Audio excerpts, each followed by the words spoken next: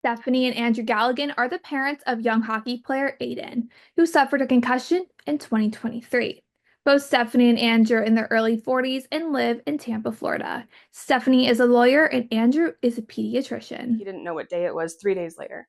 But it's the second hit that you really have to worry about because it's like your brain rattling around in your skull and the bruising and it can heal. But if it has like a 1, 2, 3 punch, typically within the same 6 month period, you're at real risk for long-term damage. He was like living in a dark cave, like out of commission, not in school, barely functional for like at least 10 days, probably 2 weeks. And then he got back to normal slowly. They say it can take up to 6 months to heal, but at least for like a month, he was off for sure. It was obviously headache and pain.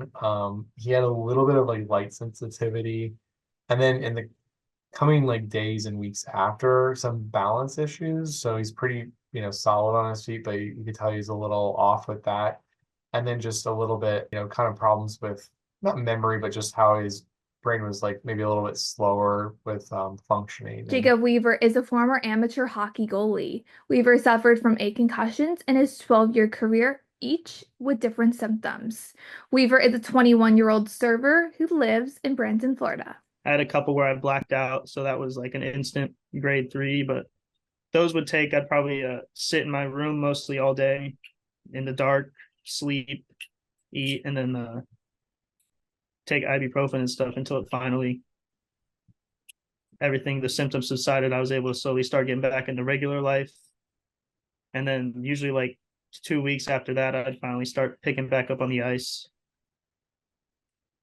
But it would interrupt my school life a lot. Like I'd be out like weeks of school just from concussions. JT Brown is a retired professional hockey player who also had his fair share of concussions throughout his 8 seasons in the NHL. Being in the league for almost 10 years, Brown learned the ability to trust himself as a player when it came to concussions. You're not doing a whole lot. You're sitting in a room and just kind of resting. You're fatigued and tired, and obviously once you start slowly, they have a step-by-step process to get back, and it's whether it's hey, go do a 5-minute bike today and we'll see how you feel. Then the next day if you feel good, maybe it's a 10-minute bike, and then slowly working your way up to like a full exertion. Obviously, but if there's ever a step back or you start feeling those symptoms again, you kind of have to reel yourself back in. I think that's the important part too, is you have to trust your body, trust yourself.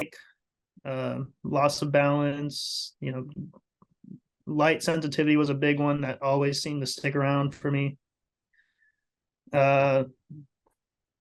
Memory loss has been a kind of a thing. Short term, I have trouble remembering stuff, but I haven't noticed much like longing effects so far, but that could be later in life. Professional sports leagues have concussion protocols, which a player must pass in order to start playing again after a bad hit or fall.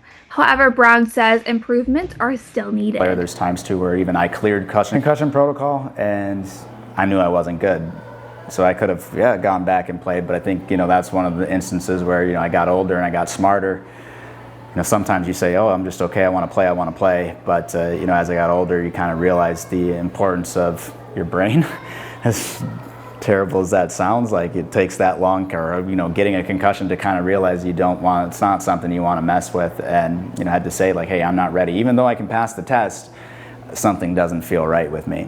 Although no evidence shows that athletes playing with an active concussion can multiply their risk of developing CTE later in life, there's backed up research that shows longer careers in ice hockey can lead to CTE.